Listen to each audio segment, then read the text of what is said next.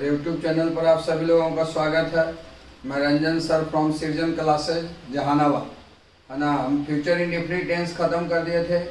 आज हम लोग पढ़ेंगे फ्यूचर कंटिन्यूअस टेंस। अब 2 टेंस और रहेगा, उसके बाद तैसे टेंस खत्म होगा आपका। 3 दिन ग्रामर और 3 दिन बुक शुरू हो जाएगा, है ना। फिर आपको 2 क्वेश्चन हम दे रहे हैं किताब से रिलेटेड, इसको कमेंट बॉक्स पर आंसर दीजिएगा। गुड मॉर्निंग और नाइस वीडियो से अच्छा है कि आप क्वेश्चन को सोल्व कर कर, है ना, कमेंट बॉक्स पर दीजिए आंसर क्या होगा, बी होगा कि सी होगा कि डी होगा। अब देखो यहाँ, civilisation is the state of development, सभ्यता है जो विकास की अवस्था है। Animal, people, bird, non living. The line पंक्ति O how feeble is man's power is taken from the poem. ये जो पंक्ति है कि O how feeble is man's power, ये पंक्ति कौन से कर्ता से लिया गया है? Song of myself, ode to autumn, sweetest lover, do not go and epitaph. तो दोनों को कमेंट बॉक्स पर आंसर दीजिएगा, इसको नोट कीजिए। अब हम लोग देखेंगे यहाँ फ्यूचर कंटिन्यूअस टेंस। 2 टेंस और रह गया बाबू। Future continuous tense. Future continuous tense है क्या? तो एन एक्शन मीन्स काम, that is going at future,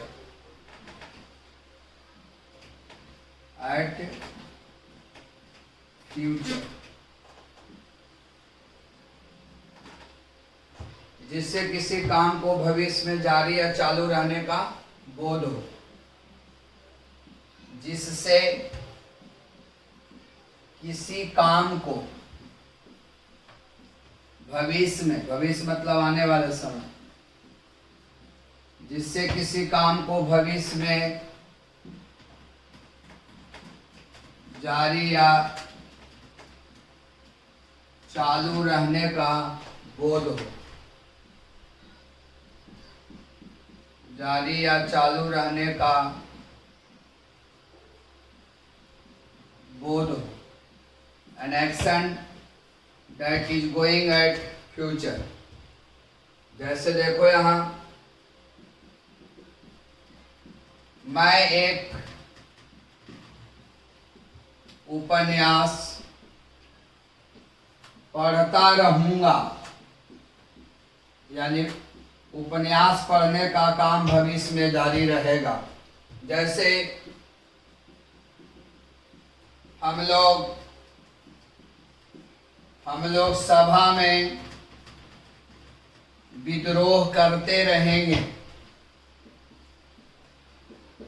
हम लोग सभा में विद्रोह करते रहेंगे, यानी सभा में विद्रोह करने का काम भविष्य में जारी रहेगा।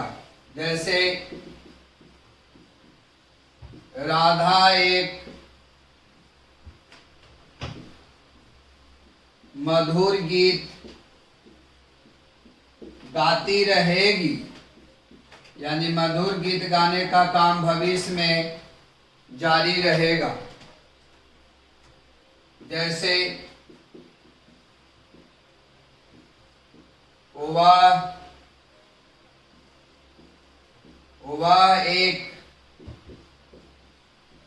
वह एक आम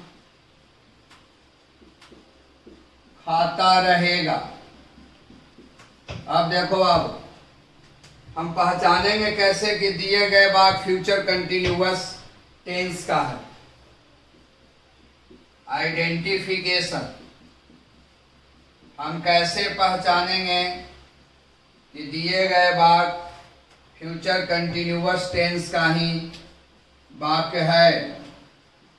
पहचानने का तरीका, तो क्रिया के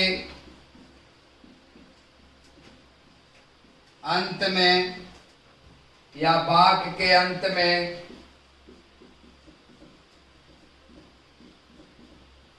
ता रहूंगा,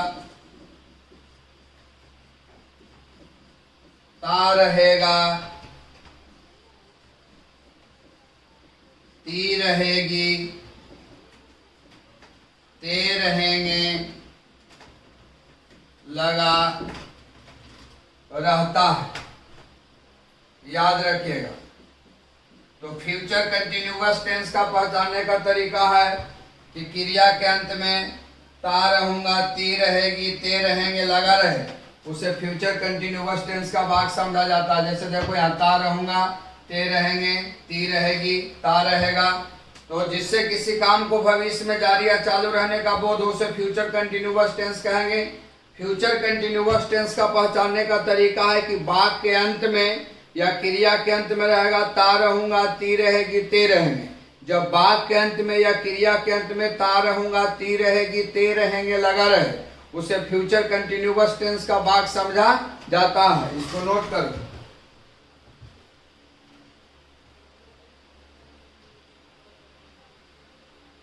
देखो अब इसका कंस्ट्रक्शन हम लोग समझेंगे, जिसे आप स्ट्रक्चर भी कहते हैं, पैटर्न भी कहते हैं, बनाने का नियम। तो सब्जेक्ट के अनुसार शैल बी या विल बी, शैल बी या will be plus V4 object plus other words. देखो यहाँ शैल बी और विल बी का हम प्रयोग तभी करेंगे जब वाक्य रहेगा फ्यूचर कंटिन्यूअस टेंस का।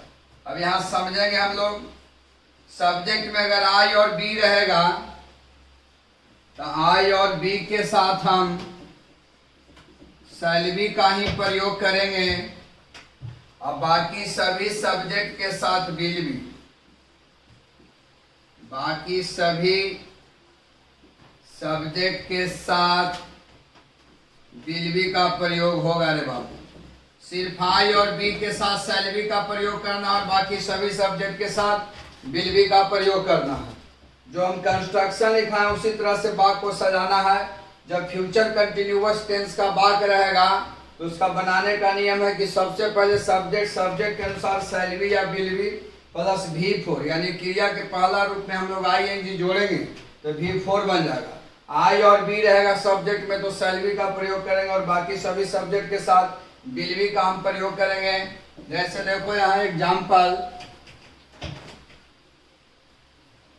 मैं एक उपन्यास पढ़ता रहूंगा, तो मैं का बाबू आई के साथ शैल बी अभी बताए हैं, आई शैल बी, उसके बाद V4 पढ़ना के रीड, इसमें ING जोड़िए, reading a novel.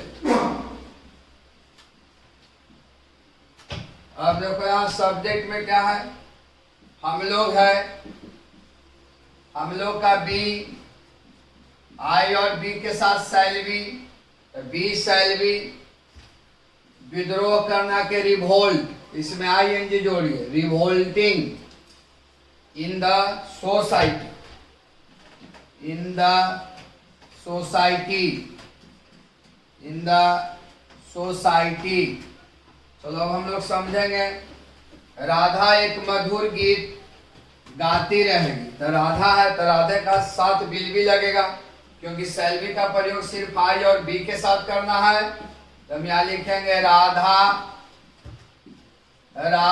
Will be, Radha will be singing a sweet song, a sweet song। चलो अब देखो यहाँ, वह एक आम खाता रहेगा, वह का बाबू ही के साथ will be, he will be eating a mango.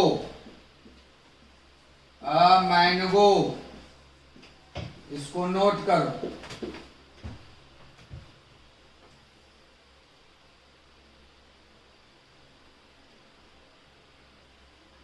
अब हम लोग फ्यूचर कंटिन्यूअस टेंस का निगेटिव सेंटेंस को हम लोग समझेंगे। निगेटिव सेंटेंस नकारात्मक वाक्य, जैसे मैं एक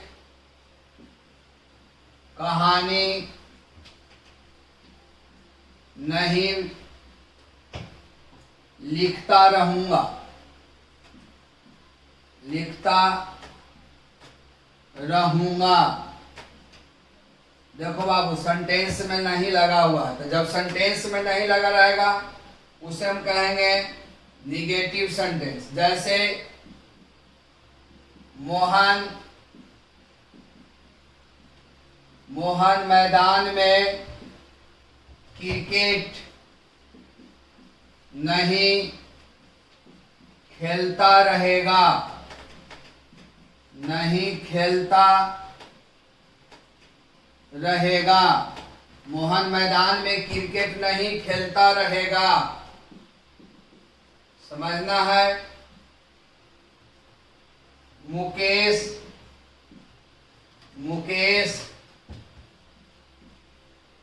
एक घर नहीं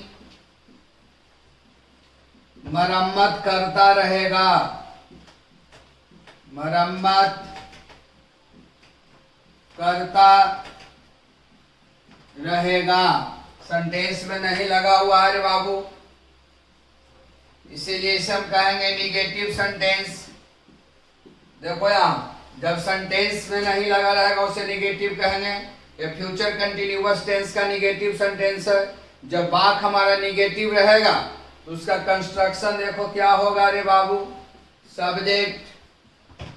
सब्जेक्ट के अनुसार शैल नॉट बी या will not be plus V4 plus object plus other words. तो अब ध्यान देना है रे बाबू, यहाँ I और B रहेगा, तो I और B के साथ शैल नॉट बी का हम प्रयोग करेंगे। अब बाकी सभी सब्जेक्ट के साथ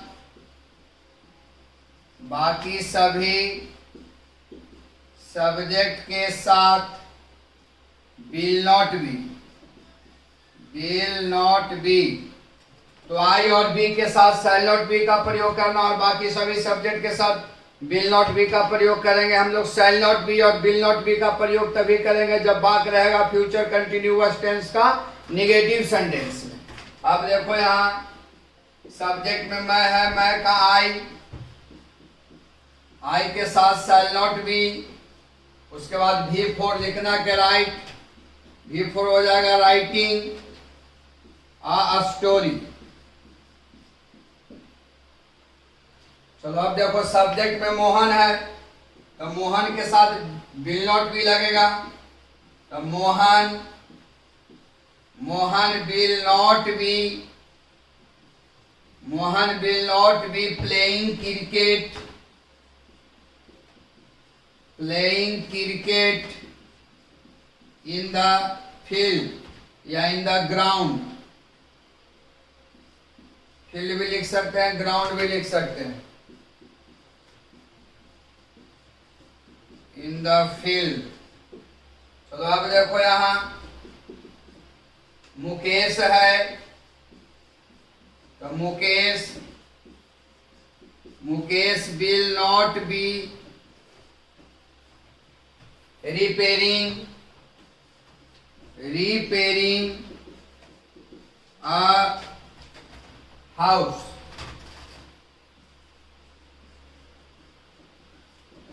चलो नोट करो इसको।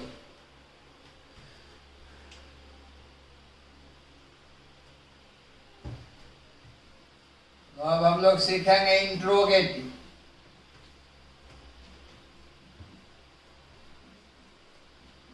प्रश्नवाचक वाक्य। इंट्रोगेटिव सेंटेंस आखिर है क्या? देखो यहां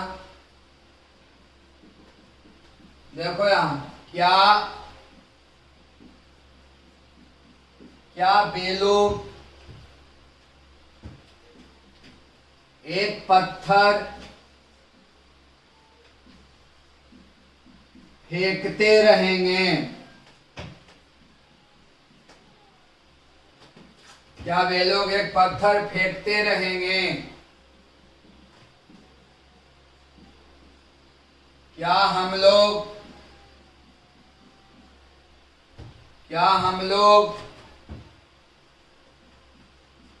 चुनाव में भाषण देते रहेंगे।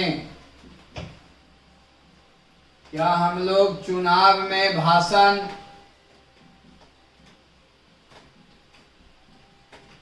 देते रहेंगे? क्या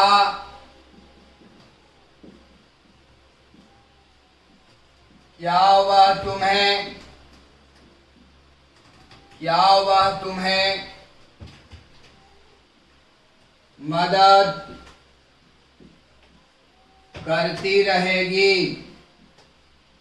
देखो अब वो सेंटेंस क्या से शुरू हुआ। जब सेंटेंस क्या से शुरू होगा उसे हम कहेंगे इंट्रोगेटिव सेंटेंस। कंस्ट्रक्शन, सबसे पहले शैल या विल, उसके बाद सब्जेक्ट, सब्जेक्ट के बाद नॉट, नॉट के बाद be plus V4, object, other words, प्रश्नवाचक चिन्ह। चलो देखो यहाँ वेलों का दे के साथ will they, not be, throwing a stone। चलो देखो यहां हम लोग का बी या बी के साथ सेल, सेल के बाद subject be, shall be, not be, delivering a lecture, delivering a lecture in the election, in the election। समझेंगे रे बाबू। वह का सी या सी के साथ विल सी। एक मिनट, इंट्रोगेटिव था बाबू, कंस्ट्रक्शन में सभी जगह नोट लगा दी।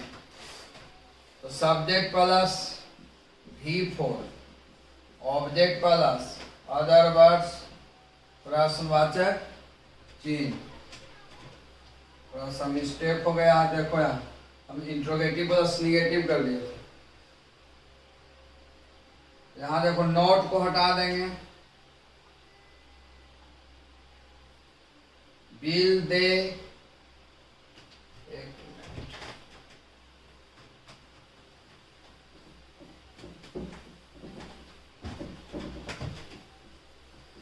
थोड़ा सा यहाँ ध्यान दो, हम समझ गए कि इंट्रोगेटिव प्लस निगेटिव है। तो देखो सबसे पहले सेल या will, subject plus be plus V4, object plus other words, प्रश्नवाचक चिन्ह।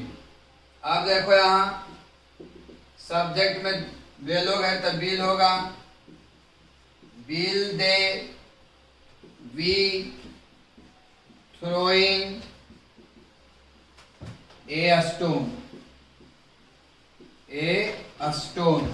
चलो अब देखो यहाँ सब्जेक्ट में देखिए हम लोग है, हम लोग का बी या बी के साथ shall we delivering a lecture, delivering a lecture in the election, in the election। तो अब देखो यहाँ हुआ का सी या सी के साथ तो बिल लगेगा रे बाबू, यहाँ लिखेंगे will she be helping you. Note करो इसको।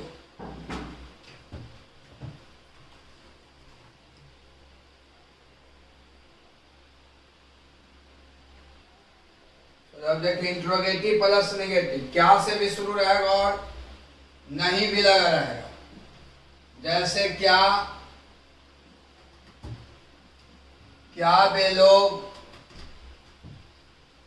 वे लोग एक प्रेम गीत नहीं गाते रहेंगे। देखो सेंटेंस क्या से शुरू हुआ और नहीं लगा हुआ। क्या मैं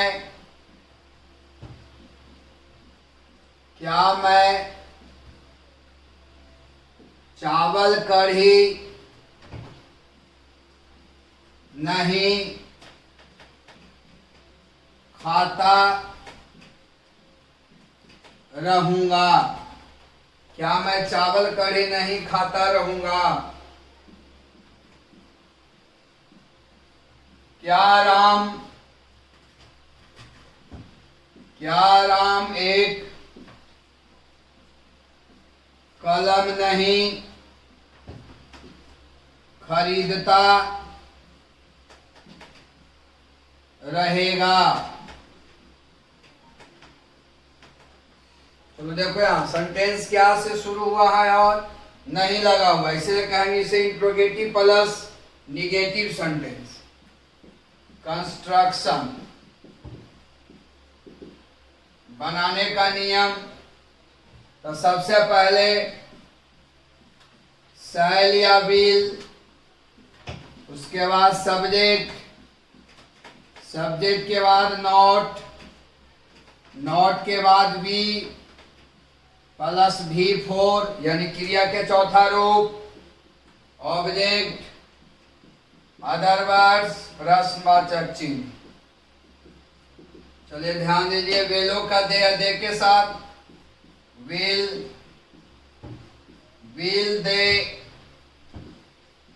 not be singing a love song या लिरिक।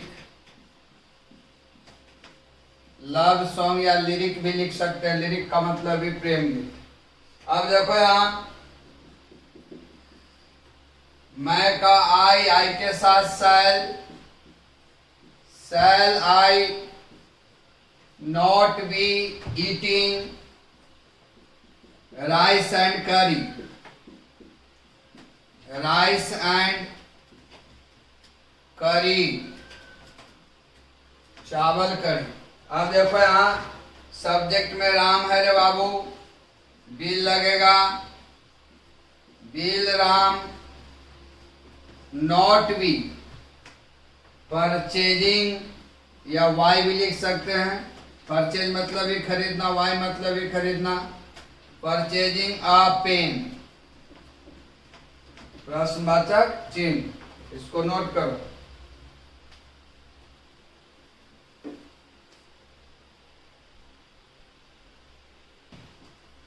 चलो अब देखो यहाँ WH क्वेश्चंस का इंट्रोगेटिव सेंटेंस। WH क्वेश्चन को WH वर्ड्स भी बोलते हैं, WH फैमिली भी बोलते हैं। क्यों, कब, कैसे, कहाँ, कौन लगा रहा उसे हम कहते हैं WH क्वेश्चन। जैसे देखो यहाँ मैं क्यों एक लेख लिखता रहूंगा। मैं क्यों एक लेख लिखता रहूंगा। जैसे श्याम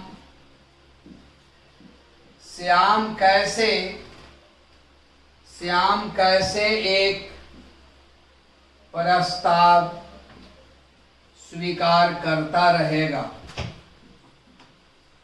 स्वीकार करता रहेगा।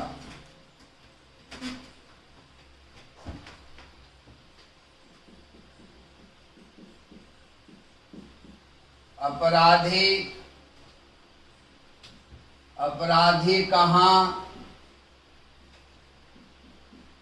बैंक लूटता रहेगा।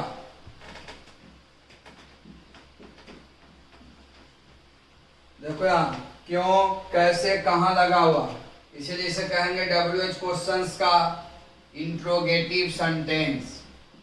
अब इसका हम लोग कंस्ट्रक्शन समझेंगे। तो वाक्य बनाने से पहले रे बाबू WH क्वेश्चंस का हम लोग सबसे पहले मीनिंग दे देंगे। जो हम कंस्ट्रक्शन लिखा है उसी तरह से बात को सजा देना।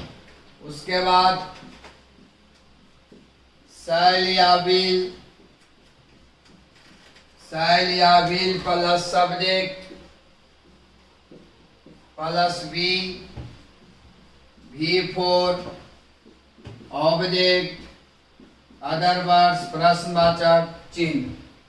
देखिए यहाँ वाक्य बनाने से पहले WH क्वेश्चन क्यों का वाई, मैं का आई के साथ shall, why shall I be writing and essay, writing and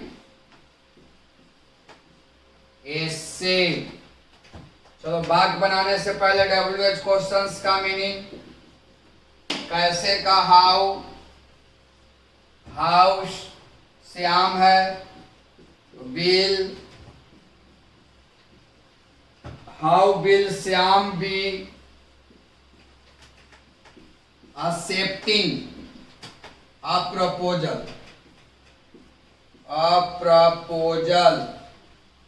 प्रश्नवाचक चिन्ह। कहाँ का वेयर, अपराधी है विल लगेगा, वेयर विल द क्रिमिनल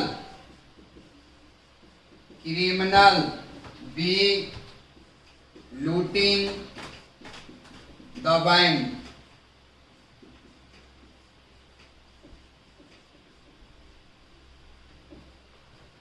इसको नोट करो।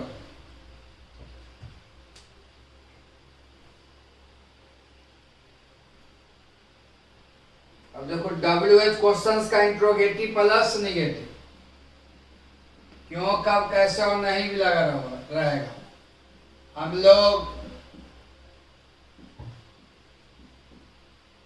हम लोग क्यों एक सेब नहीं खाते रहेंगे,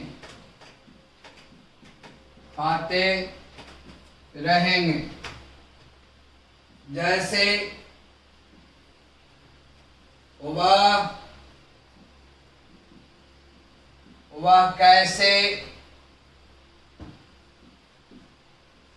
कैसे समाज में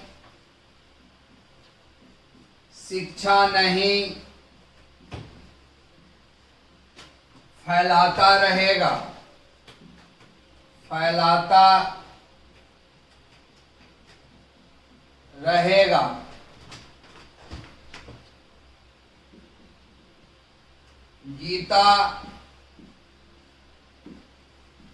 गीता कब मंदिर में एक भजन नहीं गाती रहेगी।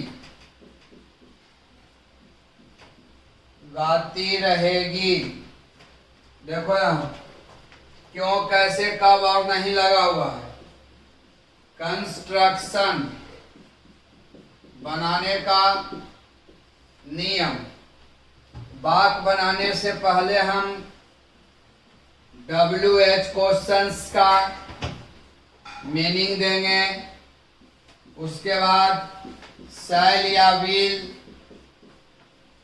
उसके बाद नॉट के बाद be plus V4 object other words प्रश्नवाचक चिन्ह। जो कंस्ट्रक्शन लिखा है उसी तरह से बात को सजाना है। पहले WH क्वेश्चन, वाई सब्जेक्ट में हम लोग है तो शैल लगेगा, शैल के बाद नॉट के बाद बी ईटिंग एंड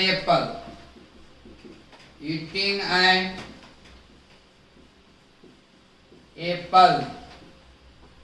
चलो देखो यहाँ कैसे का हाउ, वह है विल लगेगा, How will not be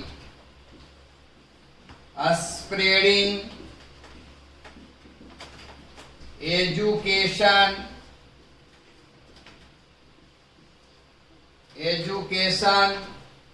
in the society,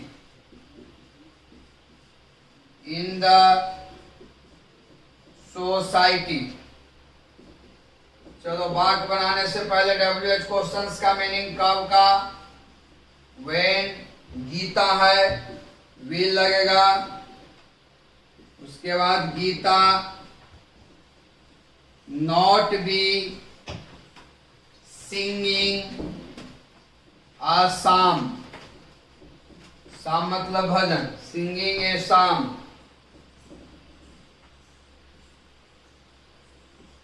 singing ए साम, इसको नोट करो।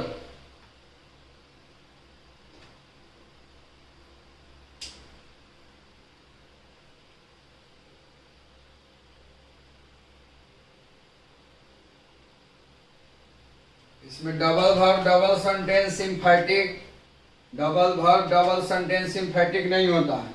बाकी आपका 2 टेंस और रह गया, 2 टेंस खत्म कर देंगे, फिर आपका 3 दिन ग्रामर 3 दिन बुक रहेगा। इसके बाद फिर नया चैप्टर ग्रामर का शुरू होगा। उसके बाद फिर एक एक्स्ट्रा टेंस बताएंगे। एक्स्ट्रा टेंस जानना बहुत ज़रूरी है, उससे आपको फाइनल एग्जाम में आपको 13 नंबर के प्रॉब्लम सोल्व होगा सिर्फ एक्स्ट्रा टेंस से। एक चैप्टर और ग्रामर के पढ़ाएंगे, 3 दिन ग्रामर रहेगा, 3 दिन बुक रहेगा टेंस के बाद। उसके बाद जब वो चैप्टर खत्म हो जाएगा उसके बाद एक्स्ट्रा टेंस बताएंगे जो बहुत इंपॉर्टेंट है, उससे आपका 13 नंबर का प्रॉब्लम सोल्व होगा। बाकी कल हम लोग नेक्स्ट क्लास में मिलते हैं।